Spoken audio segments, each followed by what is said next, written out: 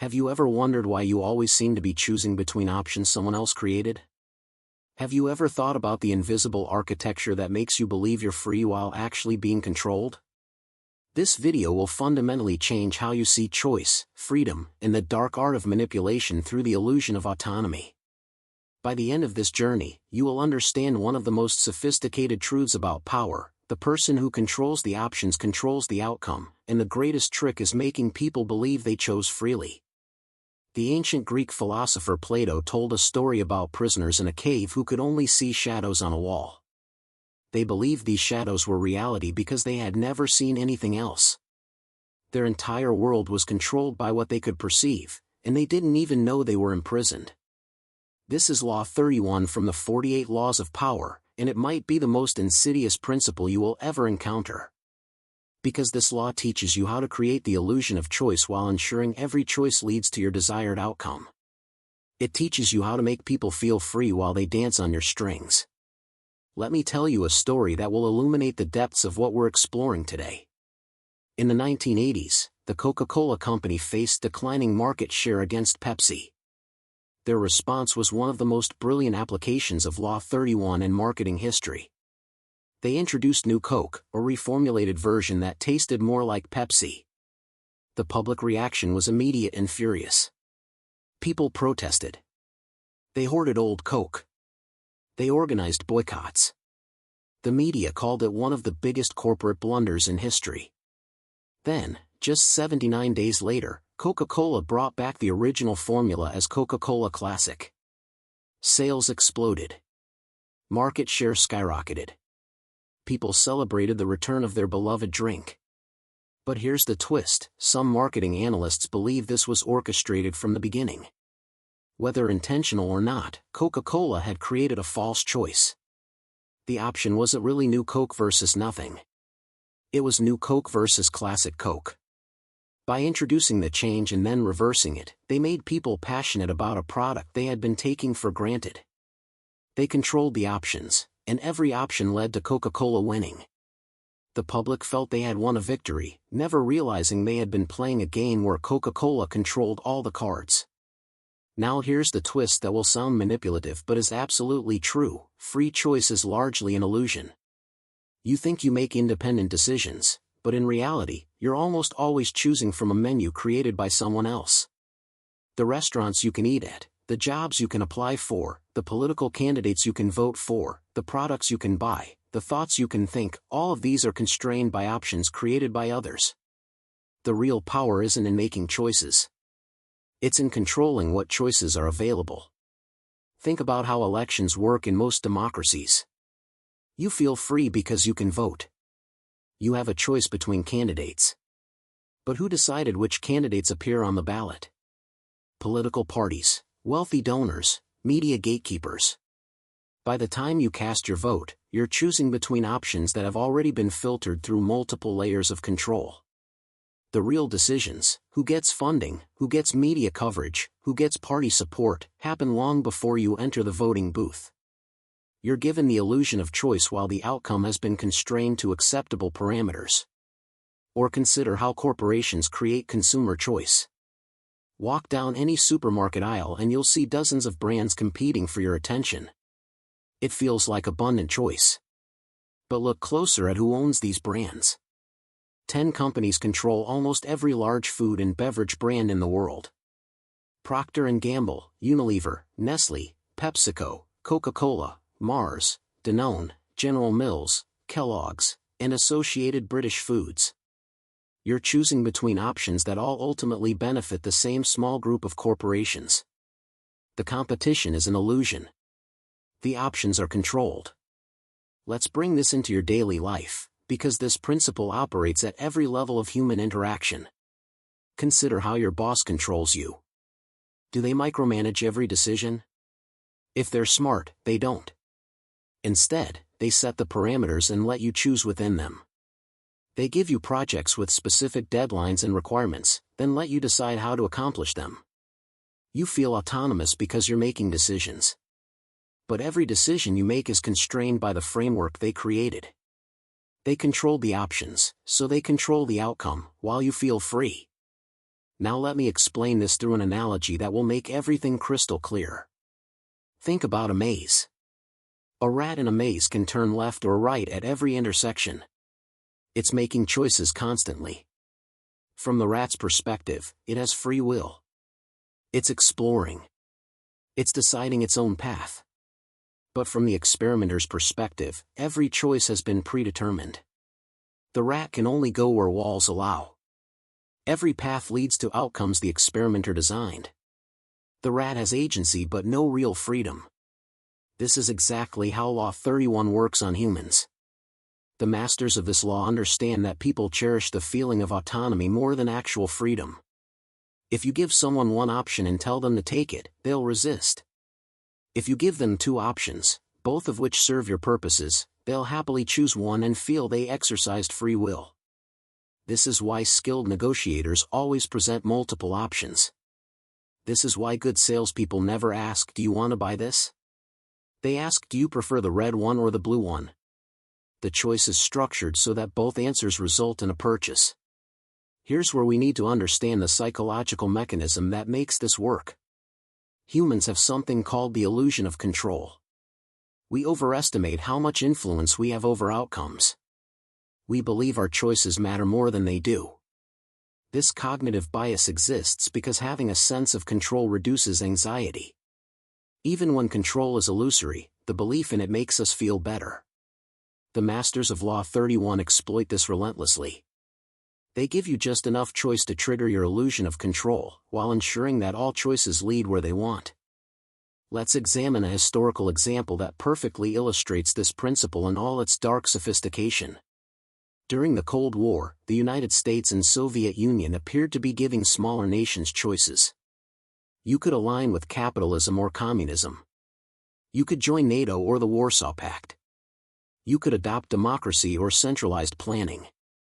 Nations felt they were making sovereign decisions about their futures. But in reality, both superpowers had created a binary that excluded all other possibilities. You couldn't choose non-alignment without consequences. You couldn't create hybrid systems without interference. The options were controlled, and every option benefited one superpower or the other. The genius of this system was that it felt like choice. Leaders of smaller nations genuinely believed they were exercising agency. They would debate which path to take, weigh the options, make decisions. But the menu had been created by others. The real alternative, genuine independence from both power blocks, was made almost impossible through economic pressure, military threats, and covert operations. When nations tried to truly go their own way, they were undermined, invaded, or destroyed. The options were controlled with such sophistication that even the controllers sometimes forgot they were playing a rigged game.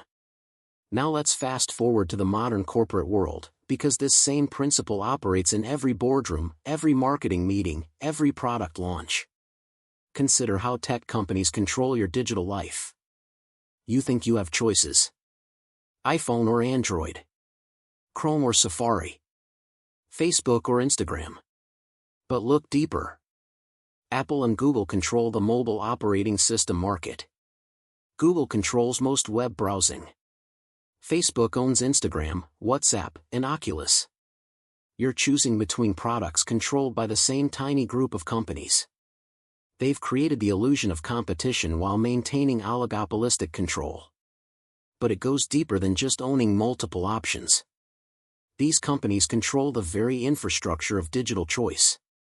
Apple decides what apps can exist on iPhones through its App Store policies. Google decides what information you can find through its search algorithms. Facebook decides what content you see through its recommendation systems. They're not just offering you options. They're controlling the entire landscape of digital possibility. You can only choose what they've decided to make available. This is Law 31 elevated to a structural principle. You don't control individual choices, you control the system that generates choices. You don't manipulate specific decisions, you manipulate the framework within which decisions are made. This is infinitely more powerful than simple persuasion because people never even realize they're being controlled. They're like Plato's prisoners, seeing only the shadows you project, believing those shadows are the entirety of reality. Let me share a perfect example from the business world that illustrates the full sophistication of this law. In the 1990s, Microsoft faced antitrust investigations for monopolistic practices. They were accused of controlling the personal computer market by bundling Internet Explorer with Windows. The government wanted to break them up. Microsoft's response was masterful. They argued they were giving consumers choice. You could use any browser you wanted. You could buy any computer you wanted. They weren't forcing anyone to do anything. On the surface, this seemed true. But in reality, Microsoft controlled the options. By including Internet Explorer with every copy of Windows, and making Windows the dominant operating system, they ensured most people would use their browsers simply because it was there. They weren't preventing competition technically, but they were making it irrelevant practically. Why download another browser when one is already installed? Why develop for other browsers when Explorer had the market share? They controlled the default option, which meant they controlled the outcome, while maintaining the appearance of an open competitive market. This concept of controlling the default is crucial to understanding Law 31 in the modern world. Most people take the path of least resistance. They accept default settings. They choose the easiest option. If you control what the default is, you control what most people will do, even while they theoretically have other choices. This is why privacy settings default to maximum sharing. Why retirement plans default to specific investment allocations. Why organ donation rates vary dramatically based on whether the default is opt-in or opt-out. The default is a form of control that feels like freedom. Now let's talk about how this law operates in personal relationships, because it's not just about business and politics. Every human interaction involves some degree of option control. When someone asks, "Do you want to go to the movies or stay home?" they're controlling your options. When a parent tells a child, "You can clean your room now or after dinner," they're controlling the options. The child feels they have a choice, but both options involve cleaning the room. This is Law 31 at the most basic level. Skilled manipulators use this constantly in relationships. They create scenarios where every option serves their interests. They frame choices so that resistance seems unreasonable. They structure situations so that going along feels like your own decision. The abusive partner who asks, "Why are you making me do this?" after creating a situation where conflict is inevitable. The friend who presents plans is already decided, then asks which time works for you, not whether you want to participate at all. The colleague who frames their request as helping you, then offers you the choice of how to help them. This is where Law 31 becomes truly insidious. It's not just about big strategic decisions. It's woven into the fabric of daily social interaction. Almost every conversation involves some degree of option control. When someone asks, "What do you think about this?" they're usually not seeking genuine input. They're testing whether you accept their framework. If you respond within their framework, they've controlled the conversation. If you challenge the framework itself, you're seen as difficult or contrarian. Let me tell you about a historical figure who mastered this law so completely that he changed the course of world history. Otto von Bismarck, the architect of German unification, was a genius at controlling options. In the 1860s, he wanted to unite the German states under Prussian leadership. He couldn't simply conquer the other states, that would create resentment and resistance. Instead, he created situations where the other German states had to choose between options he controlled. He engineered wars with Denmark, Austria, and France, structuring each conflict so that the other German states had to choose whether to support Prussia or remain isolated. By controlling the options, fight alongside Prussia or be vulnerable alone, he made their choice seem obvious. Each state felt it was making a free decision based on its own interests. But Bismarck had created the circumstances that made only one choice rational. He controlled the options so completely that the other states unified Germany for him, believing they were acting autonomously. The brilliance of Bismarck's approach was that he created situations where the controlled options felt like emergencies requiring immediate decisions. When people feel pressured, when they believe they must choose quickly between bad options, they rarely step back to question who created those options in the first place. This is a key technique in option control, Create urgency. Make people feel they must choose now from the available options, giving them no time to generate alternatives. Now let's examine how modern advertising uses Law 31 to control consumer behavior. Traditional advertising tried to convince you to buy specific products. Modern advertising is far more sophisticated. It controls the options you consider in the first place. Through market segmentation, brand positioning, and lifestyle marketing, advertisers don't just sell products. They define the categories of products that exist in your mind. Think about smartphones.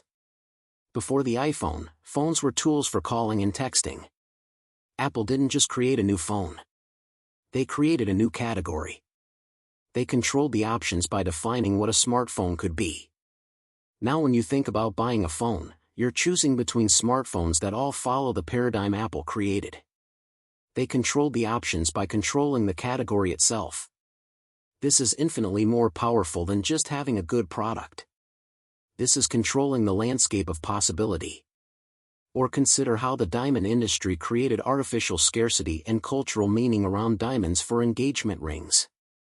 Before the 1930s, diamond engagement rings weren't a universal tradition. The De Beers Company ran a marketing campaign that made diamonds synonymous with love and commitment. They controlled the options by making it seem like you could only properly express love through diamond rings. They created a cultural framework where choosing anything else seemed cheap or unromantic. They didn't force anyone to buy diamonds. They made diamonds the only real option for anyone who wanted to properly demonstrate their commitment. This brings us to one of the most important aspects of Law 31, framing. How you frame choices determines which choices seem reasonable. If I ask, should we raise taxes on the wealthy or cut social programs for the poor? I've framed the choice to exclude other possibilities. We could cut military spending. We could close corporate tax loopholes. We could restructure the economy entirely. But by framing the choice as binary, tax increases or program cuts, I've controlled the options. Most policy debates work exactly this way. Political discourse is fundamentally about controlling which options seem thinkable. The Overton window, the range of policies politically acceptable to the mainstream, doesn't shift because people's fundamental values change.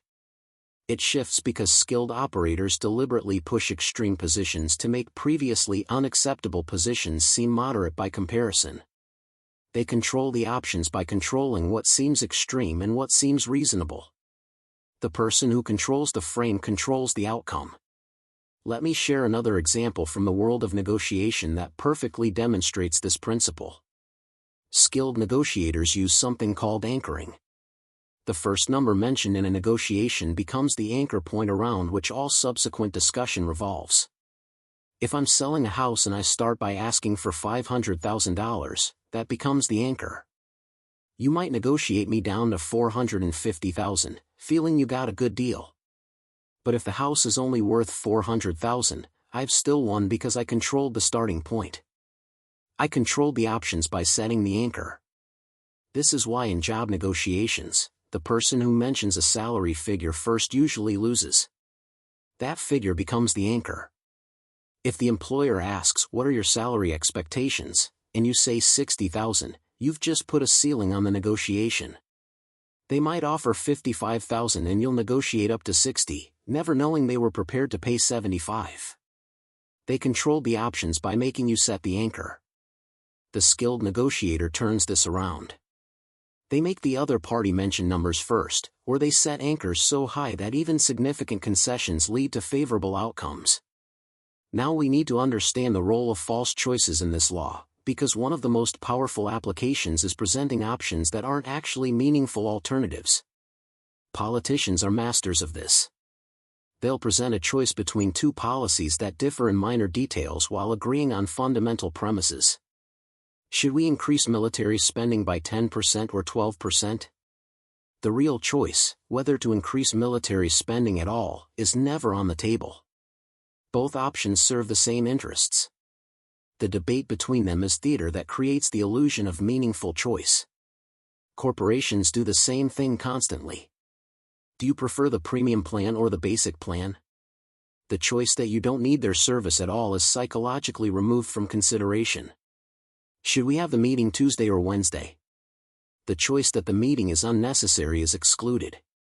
By presenting limited options as if they're comprehensive, you control the decision while making people feel they had input.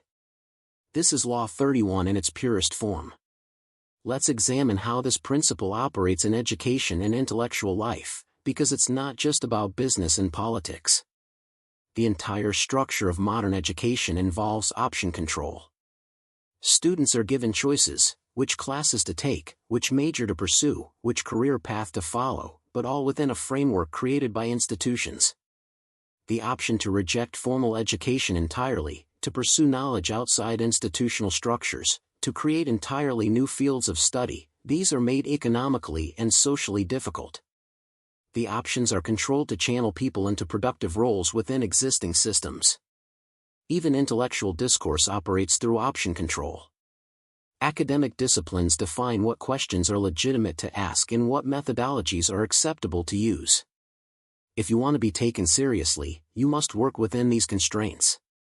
You can choose between different theoretical approaches, different research methods, different conclusions, but all within the paradigm the discipline has established.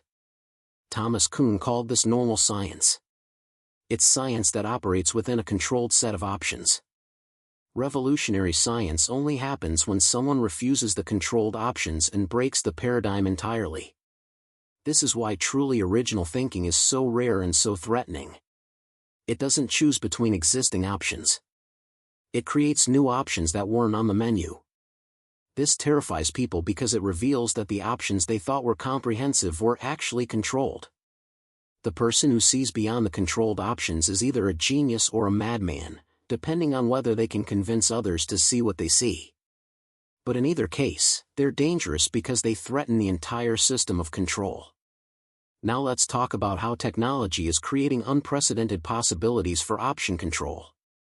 Algorithms now control what information you see, what products you're offered, what content you consume, what connections you make. These systems use your past behavior to predict your future choices and shape your options accordingly. You think you're browsing freely, but you're seeing results determined by algorithms optimized for engagement and profit. You're choosing from a menu customized to keep you clicking, buying, and scrolling. This is Law 31 operating at a scale and sophistication impossible in previous eras. The tech platforms don't just control individual choices. They control the entire information environment within which you make choices. They're not just showing you products to buy. They're shaping your understanding of reality itself. The news you see, the opinions you encounter, the facts you're exposed to, all filtered through algorithms designed to maximize platform metrics. You're living in a controlled environment and calling it freedom. Consider how YouTube's recommendation algorithm works. It doesn't just show you videos you might like. It shows you videos that will keep you watching. The algorithm has learned that controversial content, content that triggers strong emotions, content that confirms your existing beliefs, this content keeps people engaged. So it recommends more of it. You feel you're freely choosing what to watch, but the options being presented to you have been carefully curated to manipulate your behavior. You're not choosing freely. You're choosing from a menu designed to control you. Or think about how dating apps control romantic possibilities. They use algorithms to determine who you see and who sees you. They gamify human connection to keep you using the app. They control your options in the most intimate area of life, who you might fall in love with, and they do it in ways you can't see or understand. The person you marry might be someone you met on an app that showed them to you because an algorithm determined you were a good match. Your life partner chosen from options controlled by a proprietary black box system optimized for user retention. This brings us to perhaps the darkest aspect of Law 31. When it's applied systematically to entire populations over time, it doesn't just control individual choices. It controls what people can imagine as possible. George Orwell understood this in his novel 1984. The totalitarian government didn't just control behavior. It controlled language through newspeak, eliminating words that allowed people to express dangerous concepts. If you don't have words for freedom, how can you conceive of freedom? If the options available to you never include genuine alternatives to the system, how can you imagine alternatives? This is the ultimate application of Law 31, controlling not just the options people choose from, but the options they can conceive of. Making the controlled options seem like the totality of possibility. Training people from birth to think within certain parameters, to ask certain questions, to pursue certain goals. The person who does this successfully doesn't need to force compliance. People will police themselves and each other, attacking anyone who suggests options outside the approved menu. We see this in how quickly societies can shift to new normals. Behaviors that seemed impossible or unthinkable become routine if you gradually shift the available options. After September 11th, Americans accepted surveillance and security measures that would have been unthinkable before. Not because their fundamental values changed, but because the options available, accept these measures or be vulnerable to terrorism, made acceptance seem rational. The options were controlled through fear, and an entire population accepted a new level of control because the alternative seemed worse. Let me give you another historical example that shows the full scope of this law.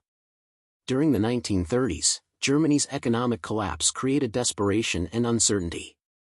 Hitler didn't seize power through force alone. He presented himself as the only real alternative to chaos. The options, as he framed them, were Nazi order or communist revolution or continued economic misery.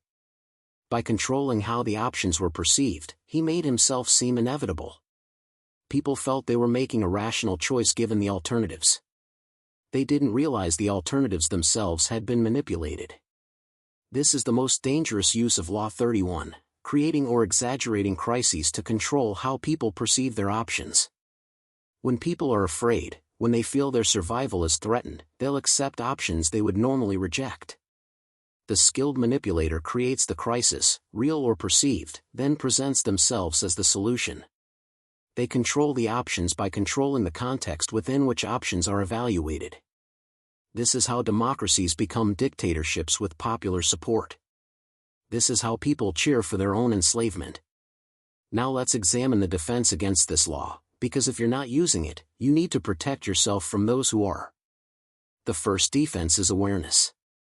Whenever you're presented with options, ask yourself, who decided these are the options? What alternatives aren't being presented? What would happen if I rejected all the available options and created my own? This simple questioning can reveal when you're being manipulated through controlled choices. The second defense is to always generate your own options before considering those presented to you. If someone offers you choice A or choice B, think of option C first. Train yourself to see beyond the menu. This is uncomfortable because it puts you at odds with social pressure and institutional structures. But it's essential if you want genuine autonomy rather than the illusion of choice. The third defense is to recognize urgency as a manipulation tactic. When someone insists you must choose now, that delays are impossible, that the options will disappear if you don't decide immediately, this is almost always option control. Genuine emergencies are rare. Most urgency is manufactured to prevent you from generating alternatives. The response is to slow down, refuse the artificial deadline, and create space for a real choice. The fourth defense is to understand that refusing to choose is itself a choice. Sometimes the most powerful response to controlled options is to reject the framework entirely. When someone says, "Are you with us or against us?" the correct answer might be, "I reject your binary." When someone says you have to choose between these paths, the powerful response is, "I'm creating my own path." This makes you threatening to those who want to control options, but it's the only way to maintain genuine autonomy. Let me share a modern business example that demonstrates both the use of this law and defense against it. In the streaming wars, Netflix, Disney, HBO, and others compete for subscribers. They want you to choose between their platforms. But some consumers reject the framework entirely. They rotate subscriptions monthly, subscribing only when there's specific content they want. They've refused to accept the option control of which streaming service should I commit to, and created their own option, "I'll use whichever service as what I want right now."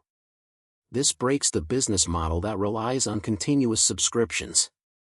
The companies respond by trying to eliminate this option. They create exclusive content that's only available for limited times. They crack down on password sharing. They bundle services together. They're trying to regain option control by eliminating alternatives they didn't authorize. This is the eternal struggle between those who control options and those who create their own. Every time someone breaks free of controlled options, the controllers work to close that escape route. Now let's talk about how option control operates in social movements and ideologies, because this is where the law becomes most subtle. Every ideology presents itself as freedom while actually controlling how adherents think. The options available within the ideology feel comprehensive. You can be a moderate or a radical, you can emphasize different aspects, you can interpret texts differently. But the fundamental framework is controlled.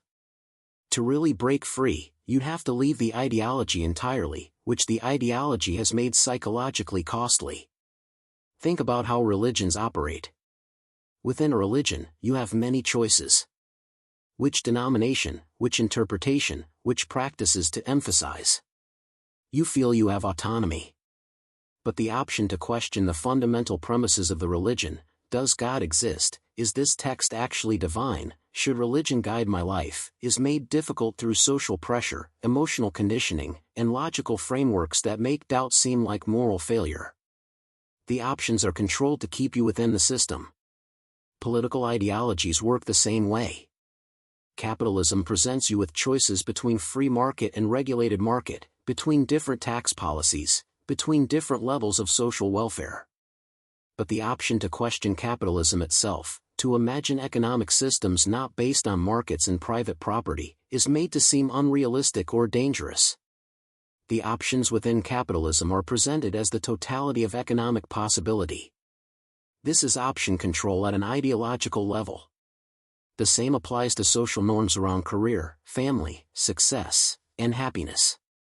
You can choose different paths, artist or lawyer, married or single, ambitious or laid back, but all within frameworks that assume you should be productive, should want certain things, should organize your life in certain ways.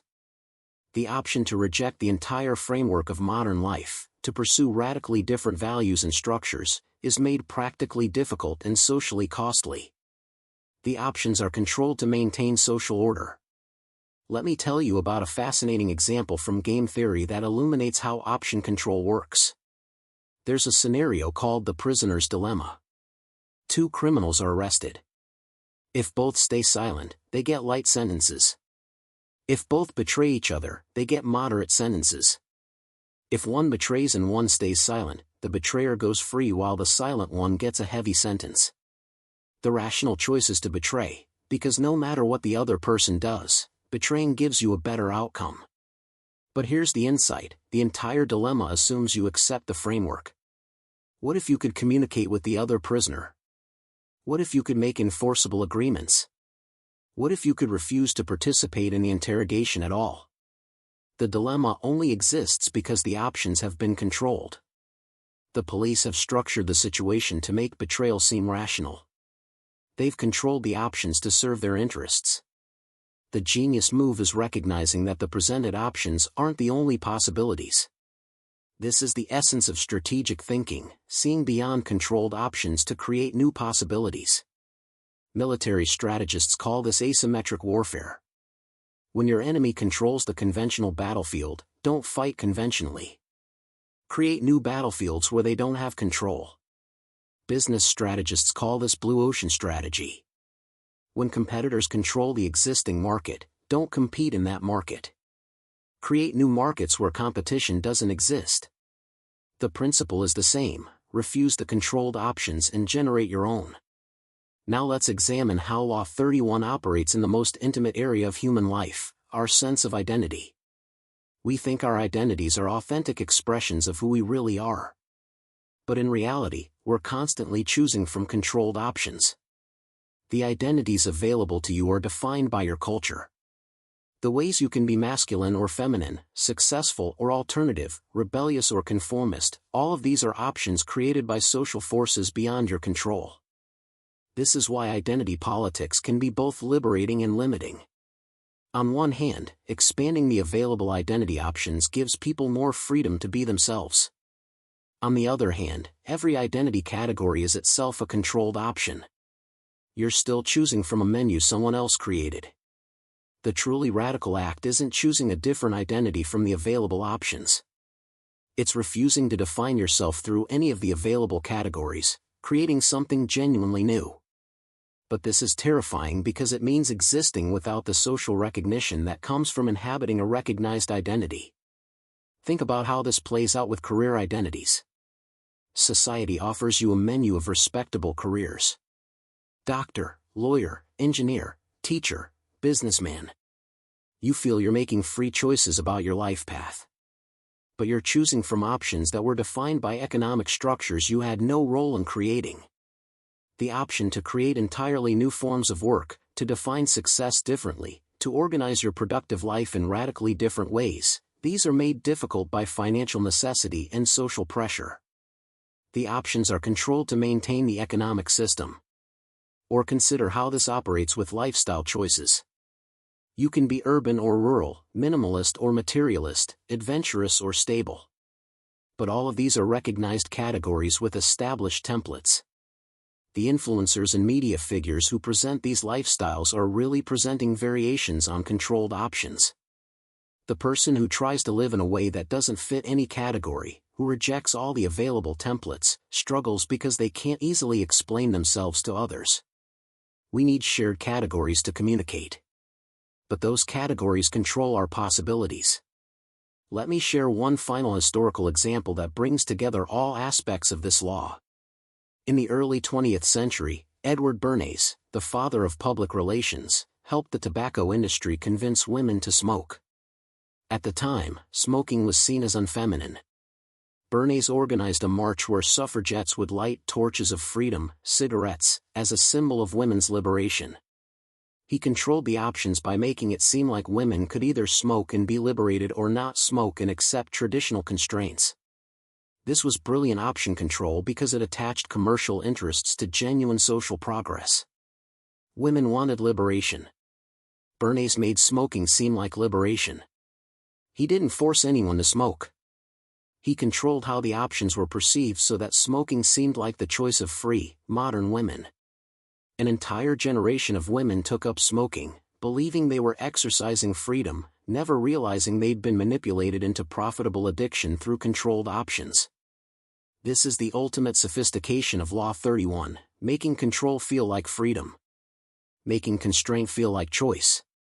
Making manipulation feel like empowerment. The options are so skillfully controlled that people fight for the right to choose from them, never realizing that the real freedom would be rejecting the controlled menu entirely and creating something new. So what do you do with this knowledge? This is the question you should be grappling with now. Because once you understand Law 31, once you see how thoroughly your choices are controlled, you face a profound dilemma. Do you use this knowledge to better control others? Do you protect yourself from manipulation? Do you try to break free of all option control and create genuine autonomy? Or do you accept that some level of option control is inevitable in complex societies and focus on ensuring the options are good ones? There is no comfortable answer. The person who refuses to ever accept controlled options will struggle to function in any social structure. The person who masters controlling options might gain power but risks becoming a manipulator. The person who tries to expose option control makes enemies among everyone benefiting from existing structures. Every path has costs. What matters is that you're choosing consciously, aware of the game being played. Let me offer one final perspective that might help you navigate this reality. There's a difference between malicious option control and benevolent constraint. Parents control their children's options because children lack the judgment to handle infinite choices. Teachers structure learning environments because students benefit from guided progression. Some level of option control is necessary for complex cooperation. The question is always, who benefits from the controlled options? Are options being controlled to exploit and manipulate, or to enable and protect? When you encounter controlled options, ask yourself, do these options serve my interests or someone else's? Am I being controlled for my benefit or theirs? Would I choose differently if I had full information and complete freedom? These questions don't have easy answers, but asking them is essential. Because the alternative is sleepwalking through life, believing you're free while dancing on strings you can't see. This is Law 31, control the options, get others to play with the cards you deal. Master it, and you can shape reality for yourself and others. Understand it, and you can see through the illusions of choice that surround you. Resist it, and you can create genuine alternatives that threaten existing power structures. Ignore it, and you'll spend your life choosing from menus others created, believing you're free while every choice serves someone else's interests. The choice, or perhaps the illusion of choice, has always been and always will be yours. But now at least you see the game clearly. Now at least you understand that freedom isn't about having choices. It's about controlling what choices exist. The person who controls the menu controls the meal. The person who defines the options defines the outcome. And the greatest trick is making people love their controlled choices so much they'll attack anyone who suggests alternatives. Welcome to the reality behind the illusion. Welcome to the uncomfortable truth that most of what you think is freedom is really sophisticated control. What you do with this knowledge, whether you use it, resist it, or transcend it, will determine not just your success but your integrity. The options, for once, are genuinely yours. Choose wisely.